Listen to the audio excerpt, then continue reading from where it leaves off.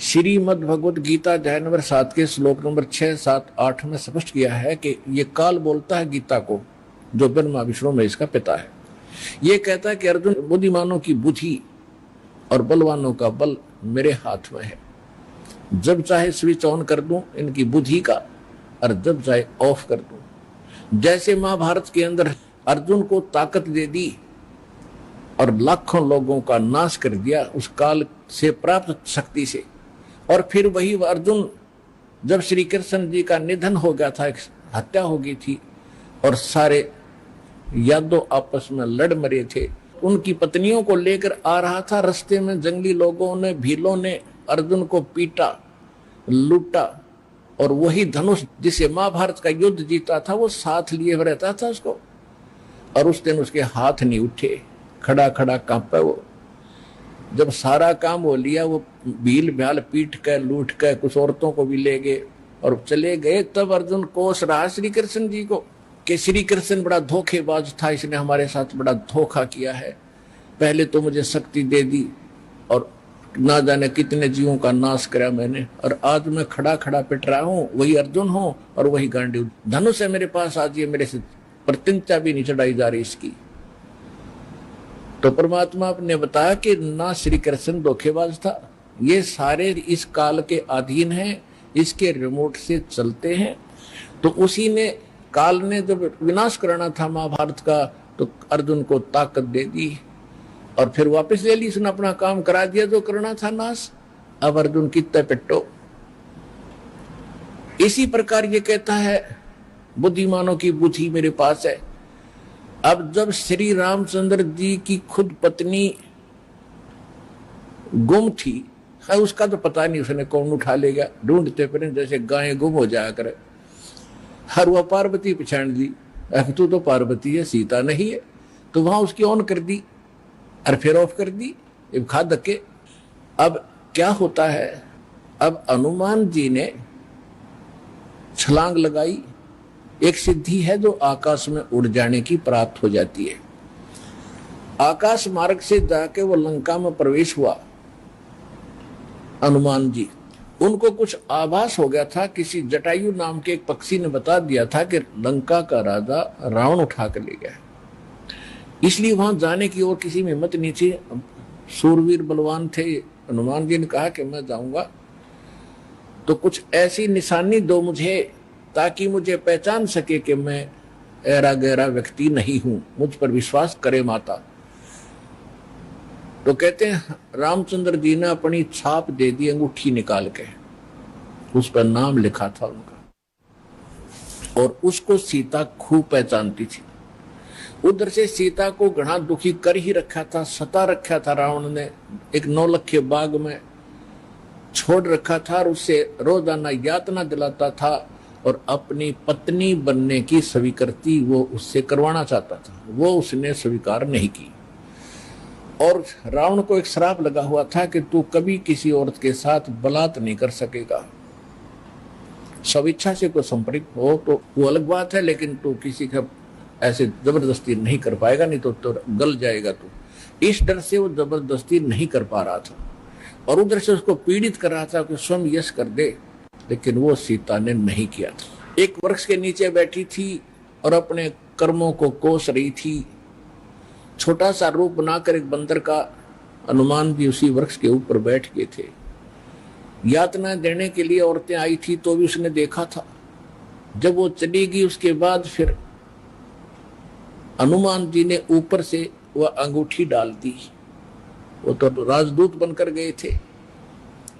जब अंगूठी देखी सीता ने, तो आपने कथाएं खूब सुन रखी हैं, ज्यादा ना सुनाऊंगा, तो उसने सोचा कि ये बंदर अंगूठी उठाकर लाया तो मेरे पति की मृत्यु होगी। तो उसने पूछा, तो फिर वो नीचे आया, अपना थोड़ा ठीक सा रूप बना के खड़े हो गए और कहा, माता मैं ऐसे ऐसे रामचंद्र जी ने भेजा हूं, और ये कहानी है। अब कहने का भाव ये है कि वो जो कुछ भी उसने उद्मस्ता है, वो तो आपने पता ही है। हनुमान जी ने नौलखा बाग भी उजाड़ दिया उसका और सारा कुछ कर दिया। क्योंकि आज कथा का विषय कुछ अन्य है, इसलिए यहाँ लंबा प्रकरण नहीं करूंगा। तो उसमें हनुमान जी ने कहा कि माता मुझे भूख लगी है, तो उसने कहा इस बाग के किसी वृक्ष के फल को तोड़ के मत खाना भाई, नहीं तो मेरी पिटाई होगी। मेरे को आदेश है कोई फल गिर जाए तो खाना, तो टूटा हुआ अपने आप तोड़ के नहीं खाएगी। तो हनुमान जी का उठा गुस्सा, को पार करके आना है, वैसे नहीं आएंगे वो। तो सीता ने अपना एक कंगन निकाल के दे दिया, कंगन हाथ में जो पैर रखा था सोने का, और कहा भाई इस चूड़ी को दिखा देना, वो खूब समझ जाएगी। अब वो कंगन लेकर हनुमान जी ने फिर छलांग लगाई। उस दिन वो ऐसे स्थान पर आके उतरा जहां पर एक ऋषि की कुटिया थी। वो ऋषि कौन थे? मुनिंद्र ऋषि स्वयं परमेश्वर थे। वहां सुंदर बाग लगा हुआ था, कुछ क्षेत्र में एक सुंदर सरोवर भरा था जल का। तो सुबह सुबह का समय था। हनुमान जी ने सोचा कि बहुत मनोरम स्थान है और यहाँ कुछ स्नान करूंगा, सामने बाग सुंदर फलों से लदपद है, आहार करूंगा, और फिर ऋषि जी भी साथ में है, इनके दर्शन करूंगा, पहले स्नान कर लेता हूं। अब जो कंगन वो लाया था उसको रख दिया पत्थर पे और स्नान करने के लिए प्रवेश किया सरोवर में। अब उन्होंने जो ही स्नान करने की चेष्टा की, लेकिन एक दृष्टि थी ऐसी कंगन पे कि जय ये कंगन गुम हो गया, कोई जानवर पक्षी उठा ले गया तो मेरी सारी मेहनत व्यर्थ जाएगी, सब परिश्रम व्यर्थ होगा। इसलिए नहा रहा था पर नजर था जैसे सर्प का मणि के ऊपर रहती है ओस चाटते समय, तो इसी प्रकार नहा रहा था, दृष्टि कंगन पे। इतने में एक बंदर आया, दौड़ा दौड़ा और कंगन उठाकर भाग लिया। आगे आगे बंदर, पीछे पीछे हनुमान। उस ऋषि के आश्रम में बंदर प्रवेश कर गया। बाहर आंगन में एक घड़ा रखा था, अच्छा बड़ा घड़ा। बंदर दौड़ता दौड़ता घड़े में कंगन डालकर आगे भाग गया। अब सुख की सांस ली कि कोई बात नहीं, ये समुद्र में डाल देता तो बात तो बिगड़ जाती, घड़े में डाल दिया। फिर धीरे धीरे चले हनुमान जी। पहले घड़े में देखा उसने, ऋषि को तो पीछे प्रणाम करना था, तो घड़े में क्या देखा कि घड़े के अंदर ऐसे ऐसे कंगन हजारों की संख्या में पड़े, सेम टू सेम। अब उसने सोचा भाई मैंने तो इतनी पहचान नहीं, कोई कंगन कौन सा है।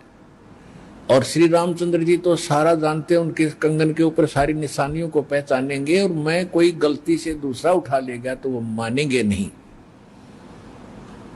इसलिए वो ऋषि जी के चरणों में प्रणाम किया। परमात्मा ने मुनिंद्र रूप में बैठे थे, पूछा कि पहलवान कैसे आए। हनुमान जी ने कहा कि ऋषि जी आप कौन सी दुनिया में रहते हो। मुनिंद्र जी ने कहा क्या बात है, मैं तो इसी पृथ्वी धरातल पर ही तो रहता हूं, कि आपको नहीं पता आज श्री राम के ऊपर कैसी आपत्ति आई है। ऐसे ऐसे उसकी पत्नी गुम हो गई थी, वो माता की खोज करके मैं आया हूं। तो परमात्मा ने पूछा कि भाई कौन से राम की बात कर रहा तू। वो कहता है अच्छा कमाल करते हो ऋषि जी, आपको यही नहीं पता राम कौन है। परमात्मा ने कहा बताओ तो श्री, कि दशरथ पुत्र श्री रामचंद्र जी, उनका वनवास हुआ था, ऐसे ऐसे सीता उठा ली थी, और आज मैं खोज करके आया हूं ऋषि जी, और अपना काम करूं और चलूं। कहने लगे ऋषि जी और बात छोड़ो आप, कि मेरे सामने एक समस्या आ गई है कि ऐसे ऐसे मैं कंगन लाया था माता के हाथ का, और वो कंगन मैं स्नान कर रहा था, बंदर ने उठा के आपके घड़े में डाल दिया। तो परमात्मा बोले ले जा कंगन भाई, जा फिर अपना कर काम, जाओ हनुमान जी ले जाओ कंगन, निकाल ले जाओ, करो जो तूने करना। कहने लगे जी समस्या ये है कि इसमें और भी बहुत से कंगन पड़े हैं, और इन कंगनों में पहचान नहीं कर पा रहा हूं मैं, मेरा वो भगवान सीता जी वाला कौन सा है। परमात्मा बोले रे भले आदमी तुम लाने वाला और तुझे पता नहीं, तो मैं क्या बताऊं, फिर खोज ले कौन सा है तेरा।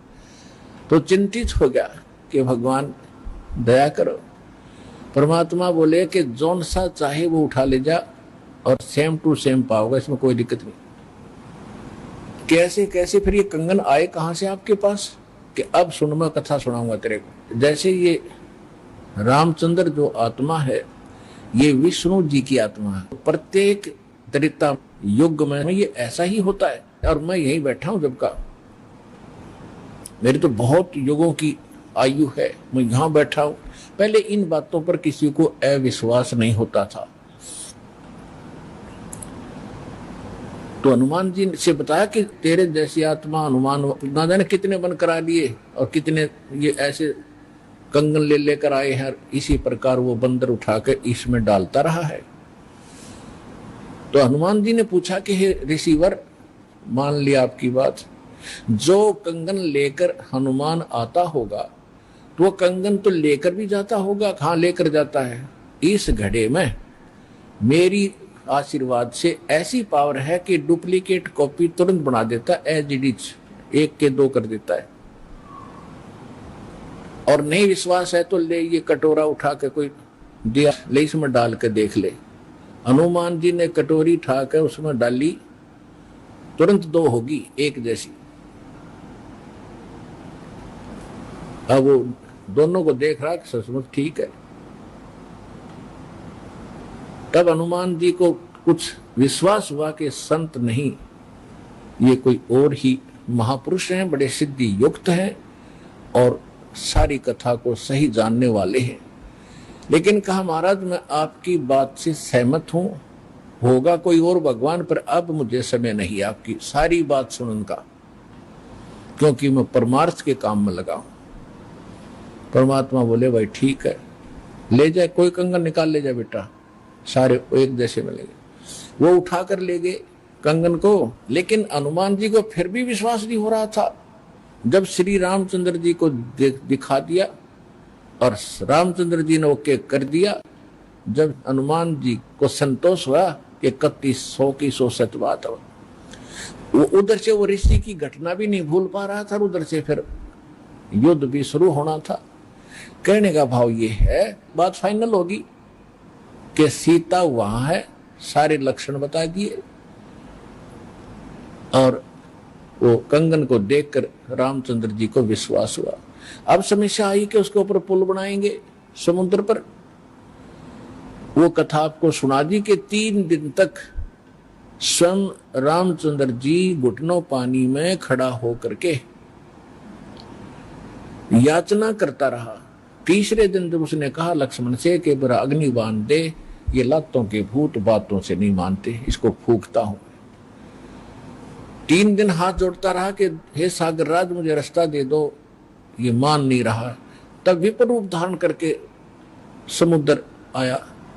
उसने कहा कि भगवान ऐसा ना करो, इसमें ना जाने कितने जीव जंतु हैं, सब नष्ट हो जाएंगे, आपको पाप लगेगा।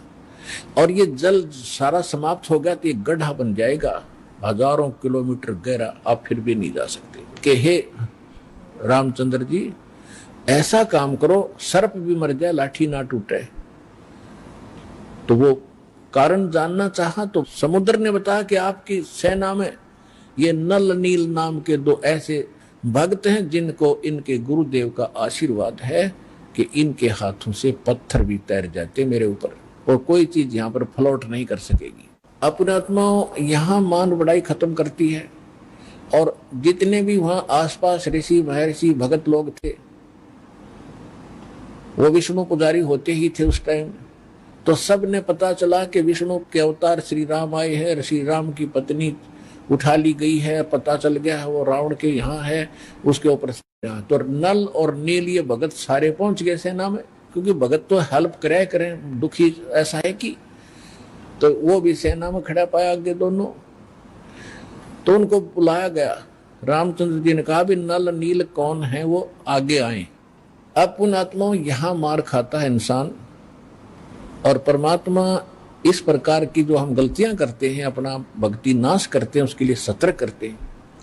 यहां पर क्या किया, नल और नील के मन में अभिमान आ गया, अहंकार आ गया कि आज हनुमान भी फेल, रामचंद्र भी फेल, क्योंकि पत्थर नहीं तर रहे, समुद्र पर पुल नहीं बन रहा। हमारे पास ऐसी शक्ति है कि पत्थर रखेंगे तैर जाएंगे, आज हमारी वाह वाह हो जाएगी। अंगद भी फेल, सुग्रीव भी फेल, जामवान भी फेल।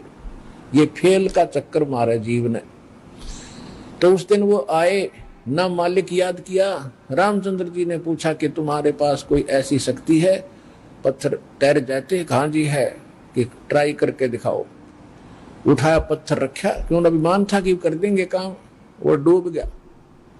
दूसरा फिर रखा, वो भी डूब गया। तीसरा फिर रखा, वो भी डूब गया। अब रामचंद्र जी समुद्र की तरफ देख रहे हैं, विपर रूप में खड़े थे, ब्राह्मण रूप में, और ये कहना चाह रहे हो कि तू झूठ बोलता था, इनके पास कोई पावर नहीं। तभी समुद्र ने कहा, विपर रूप में खड़े समुद्र ने, क्योंकि ये देवता होते हैं, ये जल जो है ये देवता नहीं है, जल का कंट्रोलर एक देवता है, उसको वरुण कहते हैं। वो आकर खड़ा हो गया। तो वो कह रहा था कि हे नल नील, आज आपने गलती की भाई, आज तुमने अपना गुरु तो याद किए ही नहीं, तुमने तो नाश कर दिया बात का, करो याद उस मालिक को।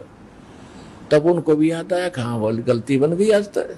तो यहाँ परमात्मा बताते हैं, जैसे माता गर्भ को रख यत्न बनाए, ठेस लगे तो छन हुए तेरी ऐसे भक्ति नसावे। जैसे किसी बहन बेटी को गर्भ रहा हो तो उसकी कितनी केयर टेक करती है वह, उस लाल को सफल करने के लिए कि मेरा गर्भ पूरा हो और बच्चे का मुंह देखूं मैं। तो वो कैसे चिंतित रहती है, चलते समय भी कहीं ऊंचे नीचे पर पैर ना रखा जा, भगवान मेरा बालक गर्भ खराब ना हो जा। रात को सोती है, करवट लेती है, तब भी एकदम उठ के उधड़क जाती है, कहीं बच्चे पर दाब ना आ गई हो, मेरा गर्भ ना खराब हो जाए। तो कहते हैं जैसे माता गर्भ को और रखे यतन बनाए और ठेस लगे तो छन हो जाता है, तेरी ऐसे भक्ति नसावे। तो इस भक्ति रूपी गर्भ जो आज आपकी आत्मा में परमात्मा के सच्चे शब्द से पल रहा है, इसको इतना संयम से, इतना देखभाल से, यानी सावधानी से इसको परिपक्व करना पड़ेगा। जैसे माता गर्भ को रख है यतन बना और ठेस लगे तो छन हो, तेरी ऐसे भक्ति नसावे। तो छोटी मोटी हम गलती कर देते हैं लापरवाही में, क्योंकि हमने इस लाल की कीमत का नहीं पता, जो आज हमारी आत्मा में सत भक्ति रूपी जो मालिक का मंत्र से गर्भ रह रहा है, यानी आत्मा प्रफुल्लित हो रही है, जो भक्ति रूपी जो लाल हमारे अंदर बन रहा है, इसको ऐसे संभाल के रखना है, ना अभिमान करना है, कोई मर्यादा भंग नहीं करनी है, नहीं तो फिर नुकसान हो जाएगा, आपकी भक्ति नष्ट हो जाएगी। अब उन्होंने परमात्मा को याद किया, रे नल नील यतन करे हार, तब सतगुरु से करी पुकार। रे नल नील यतन करे हार, तब सतगुरु से करी पुकार। जा सतरे खोलखी अपार सिंधु पे सिला तिराने वाले। जा सतरे खोलखी अपार सिंधु पे सिला तिराने वाले। धन धन सतगुरु सत कबीर भगत की पीड़ मिटाने वाले। धन धन सतगुरु सत कबीर भगत की वो पीड़ मिटाने वाले। नल नील ने जब याचना की हृदय से, ए भगवान गलती बन गई, आपके हाथ में इज्जत है हमारी, तो उसी समय परमात्मा वहां प्रकट हो गए। थोड़ी सी दूरी पर सबने देखा कि वो कौन आ रहा सामने।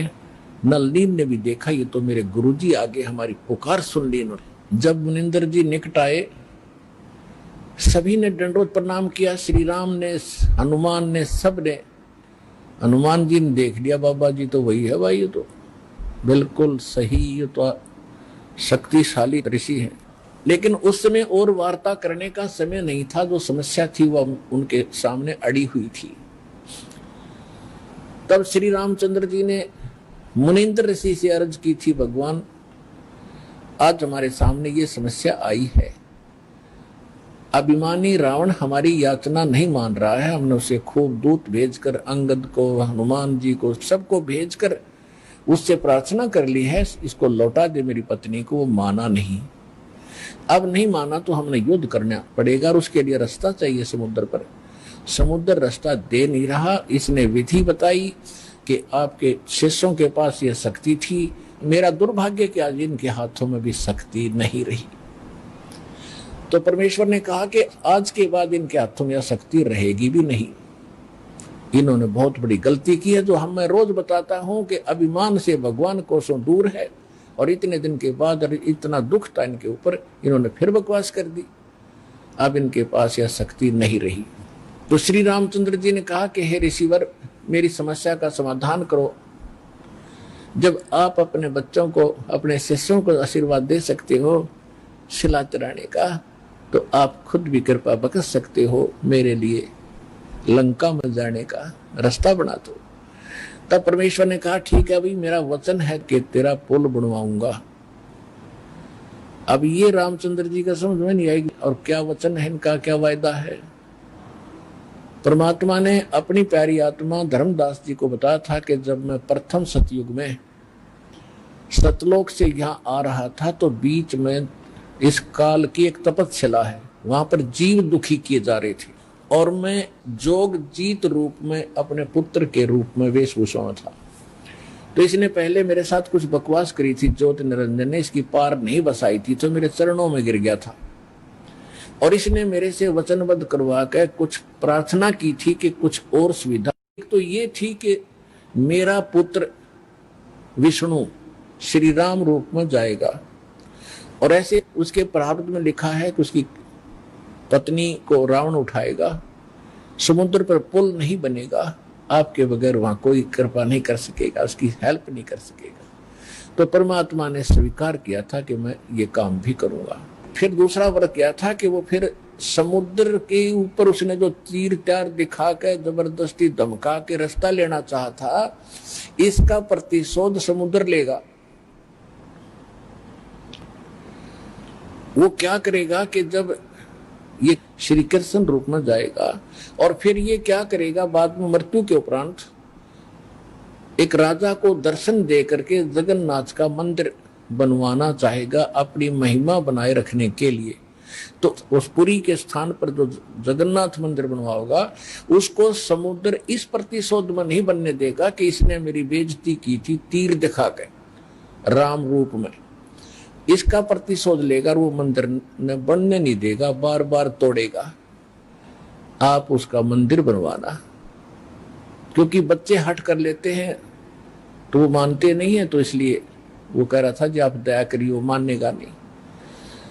तब परमेश्वर ने कहा था तथास्तु। और भी कई चीजें कही था कि 3 युगों में जीव थोड़े पार करना, क्योंकि परमात्मा ने कहा था कि मैं कलयुग या तेरे नीचे के लोकों में जाऊंगा, और तूने सबको मिसगाइड कर रखा है, सच्चा भगवान सच्चा ज्ञान छुपा रखा है।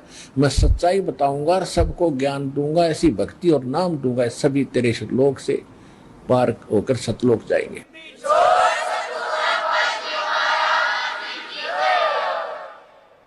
तो इस बात से वो बहुत दुखी हो गया कि तू मेरा नाश करेगा, मेरे बाग को उजाड़ेगा, क्योंकि काल ने हमारे को मिसगाइड करके, धोखा करके, मूर्ख बना के, विवश करके, और इस कच्ची बेड़ियों से बांध रखा है। ये शरीर दे दिया, इसमें हाड़ चाम मांस सारा भरा पड़ा है, और हमने इतना प्यारा लगा है ये छूट नहीं जा।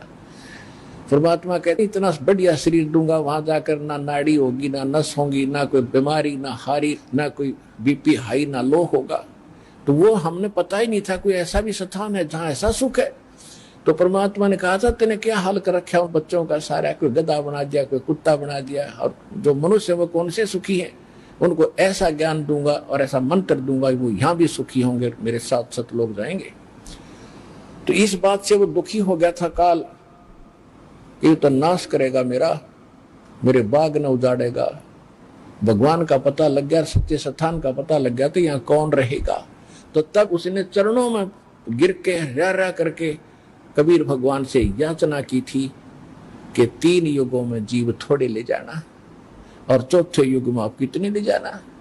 और फिर ये पुल बनवाने का, जगन्नाथ के मंदिर को बनवाने का ये भी प्रॉमिस करवाया था। जब उसने सारा परमात्मा ने प्रतिज्ञा कर ली थी तो फिर ये खलनायक है, ये विलियन है, धोखेबाज और ठग है, इसने तुरंत अपना आंखें बदल ली और कहा जाओ जोग जीत संसारा, जीव न माने कहा तुम्हारा।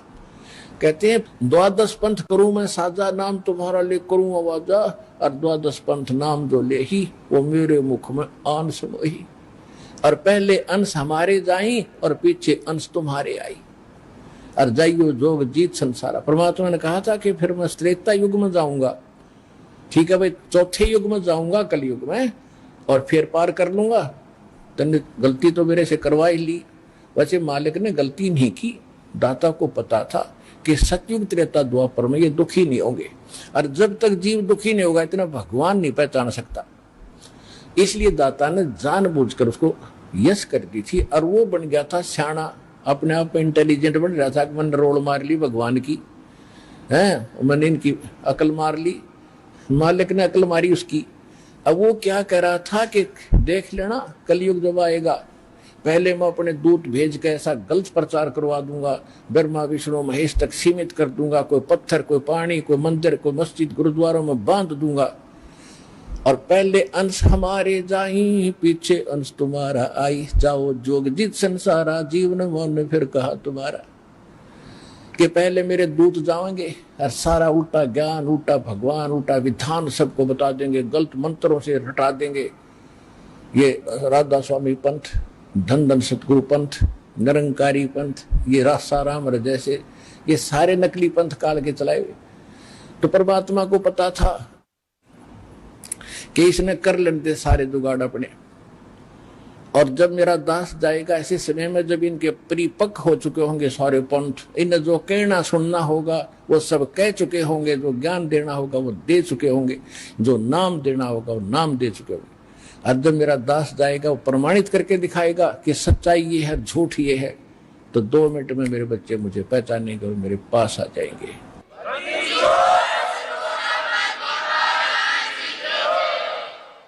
परमेश्वर ने कहा था कि चौथा युग जब कलयुग आई तब हम अपना अंश पठाई, और घर घर देखो बोध विचारा, और सत्य नाम सब ठोर उचारा। तो इस प्रकार परमात्मा ने जो बताया था कि चौथा युग जब आएगा और कलयुग बीतते 5500 पाचा, जब ये वचन मेरा होगा साचा।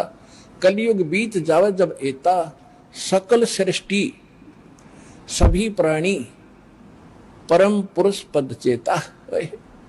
कि जब वो कलयुग 5500 वर्ष बीत जाएंगे तब ये मेरी बात सच्ची होगी कि घर घर में सतनाम का जाप होगा, घर घर में मेरे ज्ञान की चर्चा होगी।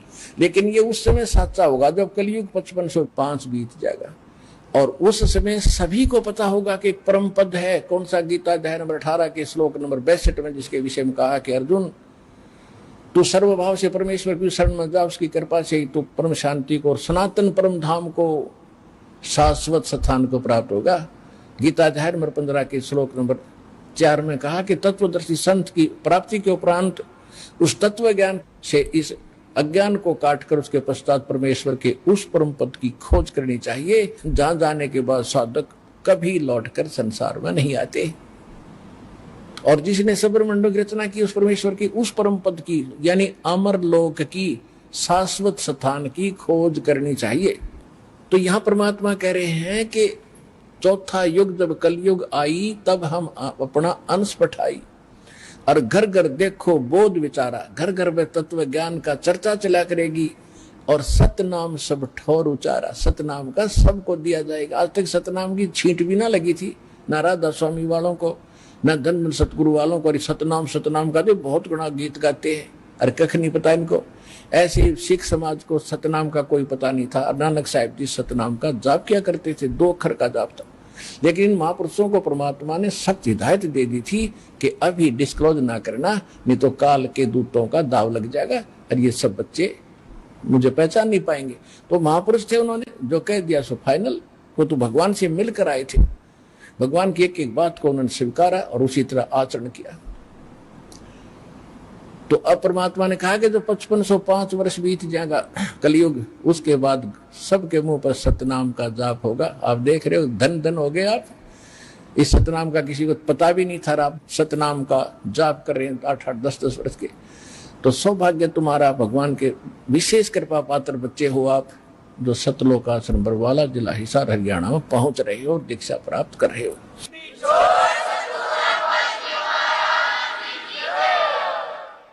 अप्रसंग आया है कि परमेश्वर ने कहा था कि मैंने तेरे बाप से वचन कर रखा है, इसलिए मैंने आना पड़ा और ये पुल बनवाऊंगा मैं।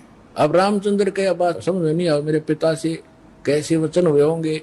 सोचा कभी बात होगी इनकी, पिताजी के पास साधु संत आते ही रहे थे। तो परमेश्वर एक सोटी ले रहे थे हाथ में, डंडा, और परमात्मा ने कहा कि आ जाओ मेरे साथ साथ, इस पहाड़ के चारों तरफ एक चक्कर लगाता हूं। निशान लगा दी, रेखा कि एक बहुत बड़ा पहाड़ था, उसके चारों तरफ का एक लाइन खींचा है, रेखा। परमात्मा एक रेखा खींच दी डंडी से कि इसके बीच बीच के पत्थर मैंने हल्के कर दिए, फ्लोटिंग कर दिए, और इनको उठाओ और फोड़ो, त्रासो और पुल बनाओ। नल और नील को फिर भी सेवा दे दी कि ये राज मिस्त्री रहे हैं और इनको पत्थर तराश के सेट करना आता, इसकी मदद लेना और नल नील सहायता करना इस परोपकार में। तो नल नील ने वो राज का काम कराया था उनमें, उनको तराश तरूस के एक दूसरे में फंसा दिया ताकि वो अड़े रहे। लेकिन आशीर्वाद कबीर भगवान मुनिंद्र जी का था, जिससे पत्थर तरे थे और लंका पर चढ़ाई करने के लिए समुद्र पर पुल बना था। धन धन सत्य गुरु सत्य कबीर भगत की, पीड़ मिटाने वाले। धन धन सत्य गुरु सत्य कबीर भगत की, पीड़ मिटाने वाले भक्त की, पीड़ मिटाने वाले भक्त की, पीड़ मिटाने वाले। धन धन सतगुरु सत कबीर भगत की, पीड़ मिटाने वाले। रहे नल नील यतन कर हार, तब सतगुरु से करी पुकार। रहे नल नील यतन कर हार, तब सतगुरु से करी पुकार।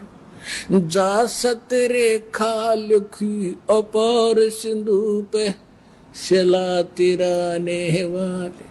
जा सत रेखा लिखी अपार सिंधु पे, शिला तिराने वाले। धन धन सतगुरु सत कबीर भगत की, पीर मिटाने वाले। डसी सर्प ने जब जा पुकारी, इंद्रमती अकुलाए। डसी सर्प ने जब जा पुकारी, इंद्रमती अकुलाए। आपने तुरंत करी सहाय बेरूली, मंत्र सुनाने वाले। आपने तुरंत करी सहाय बेरूली, मंत्र सुनाने वाले। धन धन सतगुरु सत कबीर भगत की, पीड़ मिटाने वाले। दामोदर सेठ के होते अकाज, अर्ज करी डूबता देखे जहाज। दामोदर सेठ के होते अकाज, अर्ज करी डूबता देखे जहाज। लाज मेरी रखियो ग्रीव नवाज, सिंधु से पार लंगाने वाले। लाज मेरी रखियो ग्रीव नवाज, समुद्र से पार लंगाने वाले। धन धन सतगुरु सत कबीर भगत की, पीड़ मिटाने वाले। कह कर जोड़ दीन धर्मदास, दरस दे पूर्ण करियो आस। कह कर जोड़ दीन धर्मदास, दरस दे पूर्ण करियो आस। मेटियो जन्म मरण की तरास, सत्य पद प्राप्त कराने वाले, मेटियो जन्म मरण की तरास, सत्य पद प्राप्त कराने वाले, धन धन सतगुरु सत कबीर भगत की पीड़ मिटाने वाले, भगत की पीड़ मिटाने वाले, भगत की पीड़ मिटाने वाले, धन धन सतगुरु सत कबीर भगत की पीड़ मिटाने वाले।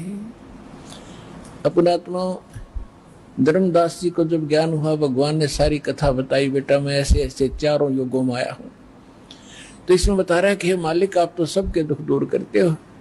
रे नल नील यतन कर हार, तब सतगुरु से करी पुकार, जा सतरेखा लखी अपार, सिंधु पे सिलात रहने वाले। जब धर्मदास जी काल प्रभावित ज्यादा था, धार्मिक आत्मा अवश्य थी, और धार्मिक आत्मा में एक लचीलापन घना होता है।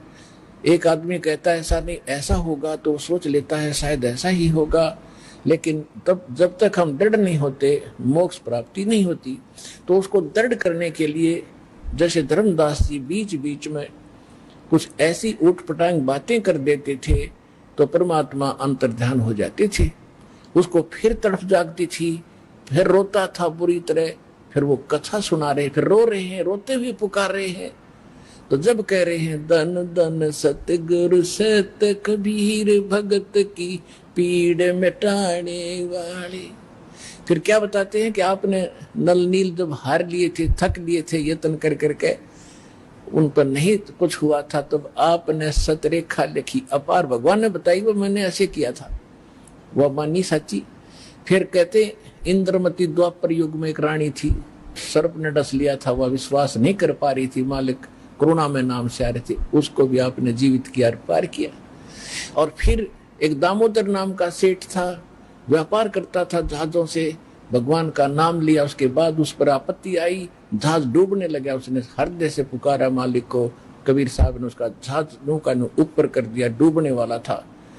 तो कहते हैं दामोदर सेठ के होंठ काज अर्ज करी थी आपसे, जब डूबता देख जहाज। ऐसे क्या कहा था दामोदर ने कि लाज मेरी रखियो गरीब नवाज, फिर समुद्र से पार लंघाने वाले, जहाज को पार कर दिया, डूबने नहीं दिया। अब क्या कहते हैं, कह कर जोड़ दीन धर्मदास, दरस दे पूर्ण करियो आस।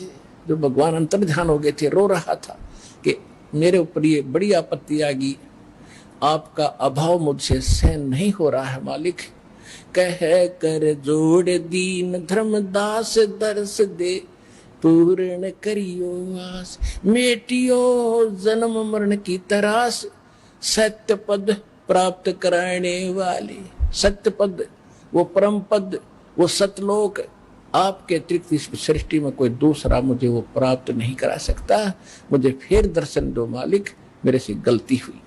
अब जो प्रश्न चल रहा है, त्रेता युग में दाता ने कैसी लीला की।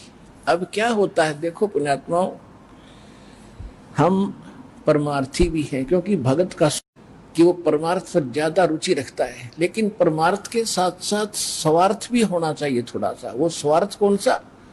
अपने कल्याण का, आत्म कल्याण का स्वार्थ भी चाहिए।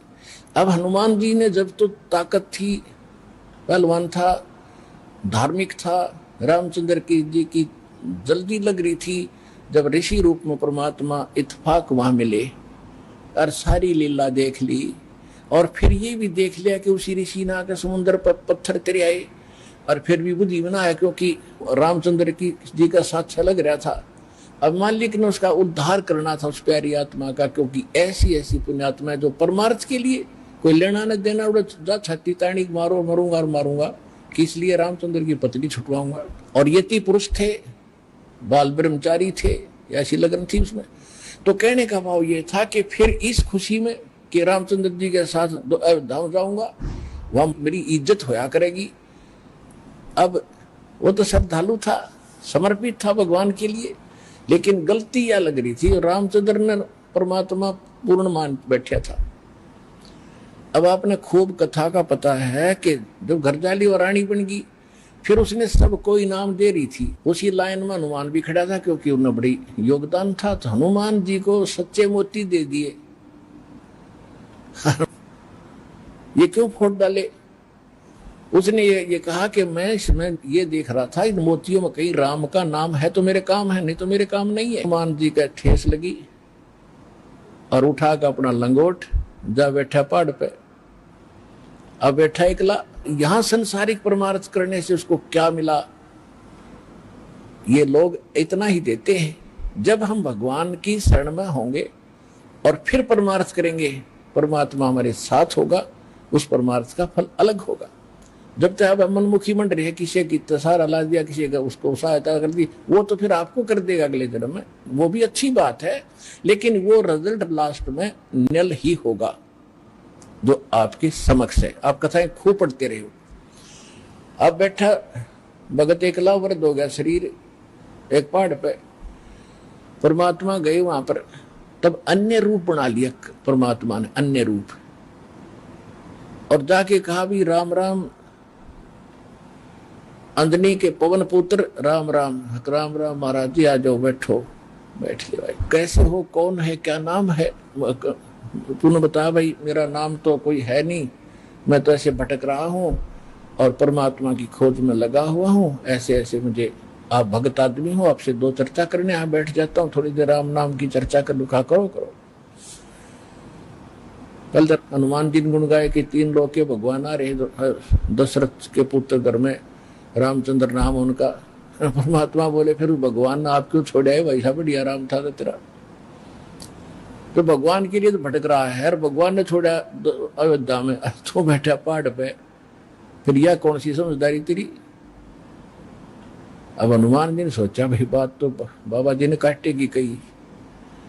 कहने लगा भाई जिसको भगवान मान बैठे, राम नहीं है, ये तो नाम रामचंद्र है इसका। राम तो कोई और है जो सुप्रीम पावर है, उसका भेद मेरे पास है। इस राम तो पता नहीं कितने मर लिए। तब उसने कहा कि ये बात एक बाबा जी और कहा था मुझे ऋषि जी वहां पर। तब परमात्मा ने वो रूप बनाया कि भाई मैं हूं वही, तेरे लिए भटक रहा हूं प्यारी आत्मा। चरणों में शीश रख दिया हनुमान जी ने कि महाराज जी मुझे ज्ञान बता दो। परमात्मा बोले अब थक लिया तू संसार से, देख लिया तेने क्या उपकार किया, तुझे क्या मिला वहां से, और उनको क्या मिलेगा वो फिर बता दूंगा, अब तेरे जचे को नहीं। वो क्यों उसका जूते लाग लिए वहां से। तुमने बोला महाराज वो सच्चा ज्ञान बताओ, मैं सारी सुनूंगा।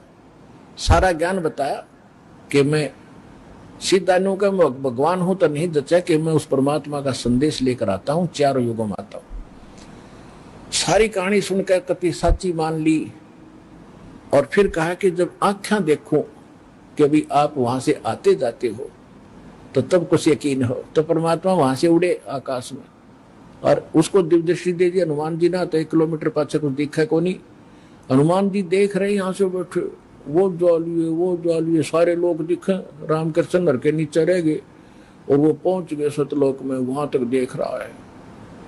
फिर कहा कि महाराज वापस आ जाओ, मेरा पूरा विश्वास हो गया। तो वापस आ गए। तब हनुमान जी ने नाम लिया उस परम पिता से, तब उस आत्मा का कल्याण हुआ। पुण्यात्माओं, ये है सत्यनारायण कथा।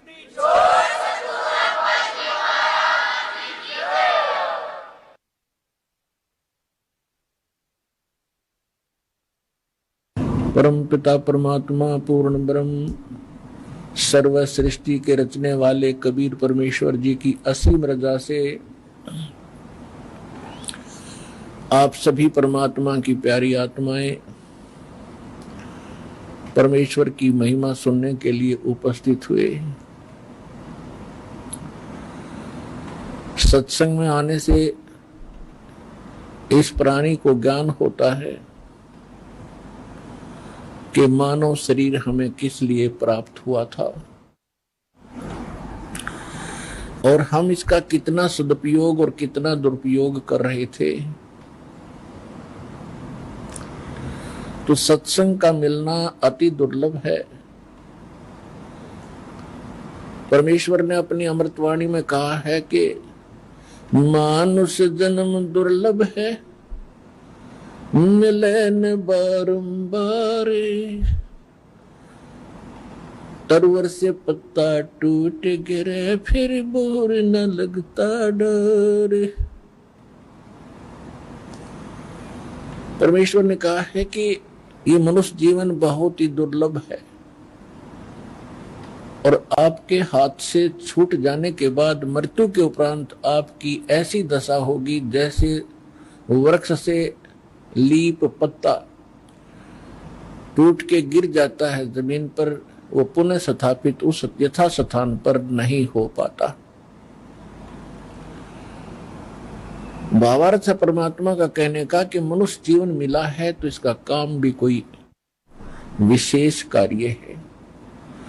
उसकी जानकारी सत्संग से होती है और सत्संग संत करते हैं, सतगुरु करता है, और कोई सत्संग कर ही नहीं सकता। उसके लिए श्रीमद् भगवत गीता अध्याय नंबर 7 के श्लोक नंबर 19 में कहा है कि बहुनाम जन्मानाम अंते ज्ञानवान माम परपदते। क्योंकि 7वें अध्याय में श्रीमद् भगवत गीता के अंदर प्रथम 12 से लेकर 15 श्लोकों में तो तीनों गुण रजगुण ब्रह्मा सतगुण विष्णु शक्ति करते हैं, उनकी स्थिति बताई है। उसके विषय में कहा कि राक्षस स्वभाव को धारण किए हुए मनुष्यों में नीच दूषित कर्म करने वाले मूर्ख गीता ज्ञानदाता कहता है कि मेरी भक्ति भी नहीं करते। ये तो इन ब्रह्मा विष्णु महेश अन्य देवताओं तक इनकी बुद्धि दृढ़ हो चुकी है। उसके बाद 7वें अध्याय के 16 से लेकर 18 तक अपनी भक्ति करने वालों की वैरायटी बताई है, प्रकार बताए हैं। उसमें बताया है कि मेरी भक्ति 4 प्रकार के व्यक्ति करते हैं। एक अर्थार्थी जो केवल धन घना प्राप्ति करने के लिए वेद मंत्रों का ही आश्रय लेकर अनुष्ठान किया करते हैं। और दूसरा अर्थ बताया है कि जो संकट निवारण के लिए भी वेद मंत्रों के अतिरिक्त किसी अन्य मंत्र किसी लोक वेद के मंत्र का वो सहारा नहीं लेते, यानी वेदों के मंत्र यानी श्लोकों को ही बार बार उनकी आवर्ती करके उसी से कुछ लाभ प्राप्त करते हैं। और तीसरे जिज्ञासु बताए हैं। जिज्ञासु वो होते हैं जो भगवान के लिए निकलते हैं, जैसा उनको ज्ञान मिल जाता है फिर वो वक्ता बन जाते हैं। तो इन तीनों को रिजेक्ट किया है। फिर चौथे बताए हैं ज्ञानी। ज्ञानी की फिर बताइए सतिथि के ज्ञानी वो होता है जिसको ये पता चल गया कि मनुष्य जीवन बार बार नहीं मिलेगा और मनुष्य जीवन का मूल उद्देश्य क्या है, केवल मोक्ष प्राप्ति ही है, इसका और कोई विकल्प नहीं। बाकी जो संस्कार में कोई परिवार है नहीं है, संतान है नहीं है, ये तो आपका संस्कार है। इसके साथ साथ मूल उद्देश्य इस मनुष्य जीवन का बताया है कि परमात्मा प्राप्ति, आत्म कल्याण हो, जन्म मरण के दुख से छूटे। तो ये ज्ञान ज्ञानी आत्मा को हो जाता है। उसके लिए बताया है कि वो फिर ज्ञानी आत्मा क्या सोचता है कि ज्ञानी आत्मा को इतना भी ज्ञान होता है कि अन्य देवताओं की भक्ति से मोक्ष नहीं हो सकता। इसलिए गीता ज्ञानदाता कहता है कि वो अन्य उपासना नहीं करते, वो केवल मेरी भक्ति करते हैं। लेकिन उनको तत्वदर्शी संत यानी सतगुरु ना मिलने से 7वें अध्याय के 18वें श्लोक में कहा है वो ज्ञानी आत्मा है तो उदार नेक हैं, अच्छी आत्मा है, समर्पित हैं, लेकिन वो मेरे वाली घटिया साधना में गति में, मेरे वाली घटिया गति में ओम से मिलने वाली, ओम जाप है ब्रह्म का और ब्रह्म से प्राप्ति होती है ब्रह्मलोक। गीता अध्याय नंबर 8 के श्लोक नंबर 16 में कहा है कि ब्रह्मलोक में गए हुए प्राणी भी पुनः जन्म मृत्यु में ही रहते हैं। ये ब्रह्म की साधना है। और गीता ज्ञान दाता भी ब्रह्म है। 8वें अध्याय के 13वें श्लोक में कहता है कि ओम इति एकाक्षरम ब्रह्म व्यवहारन माम अनुसमरण यह पर्याति तदंदेहम सयाति परमाम गतिम। मुझ ब्रह्म का केवल एक ओम मंत्र है और इसका अंतिम सांस तक सिमरण करता हुआ जो शरीर त्याग कर जाता है, ओम से मिलने वाली परम गति प्राप्त होती है। ओम से कौन सी परम गति है? ब्रह्मलोक प्राप्ति है। ब्रह्मलोक में गए हुए प्राणी भी जन्म मृत्यु में रहते हैं। और गीता अध्याय नंबर 2 श्लोक 12 में, गीता अध्याय नंबर 4 श्लोक 5 और 9 में, गीता अध्याय नंबर 10 श्लोक 2 में स्पष्ट करता है कि अर्जुन, तेरे और मेरे जन्म बहुत हो चुके, तू नहीं जानता, मैं जानता। और मेरी उत्पत्ति को ये देवता लोग भी नहीं जानते, क्योंकि ये जिन देवताओं का पिता है ब्रह्मा विष्णु महेश, और उसके बाद जितनी भी इसकी संतान हुई है, तो पिता की उत्पत्ति को बालक नहीं जान सकते, संतान नहीं जानती, दादाजी बताते हैं। तो उस दादाजी ने, यानी जो सबके जनक हैं, सबके मालिक हैं, उस कबीर परमेश्वर जी ने स्वयं आकर के इनकी सचीची बताई, ब्रह्मा विष्णु महेश की जन्म मृत्यु बताई, इसके पिता की जन्म मृत्यु बताई, और यथार्थ ज्ञान जो भक्ति की विधि हमें ज्ञान दिया उस मालिक नाग। तो कहने का भाव ये है कि गीता ज्ञान दाता की साधना यानी ब्रह्म साधना से भी मोक्ष नहीं होता, जन्म मृत्यु नहीं समाप्त होती। इसलिए गीता अध्याय नंबर 7 के श्लोक नंबर 18 में कहा कि अर्जुन, ये ज्ञानी आत्मा है तो उद्धार, लेकिन ये मेरे वाली अनुत्तम गति में ही स्थित है, आश्रित है। फिर तुरंत कहा 7वें अध्याय के 19वें श्लोक में, बहु नाम जन्मानाम अंते ज्ञानवान माम प्रपते। बहुत ही जन्मों के अंत के जन्म में कोई ज्ञानी आत्मा मेरे तक उसकी बुद्धि उठती है, मेरे तक की भक्ति भी मुश्किल से कोई ज्ञानी आत्मा अनंत जन्मों के कष्ट उठाने के बाद किसी एकाध जन्म में मेरी भक्ति करते। और अधिक जानकारी वसंत रामपाल जी महाराज जी से निशुल्क नाम दीक्षा प्राप्त करने के लिए संपर्क करें। हमारे संपर्क सूत्र है 8222880541 8222880542। आप नीचे स्क्रीन पर दिए गए हमारे अन्य नंबरों पर भी संपर्क कर सकते हैं। विजिट करें हमारी वेबसाइट पर। हमारी वेबसाइट है www.jagatgururampalji.org।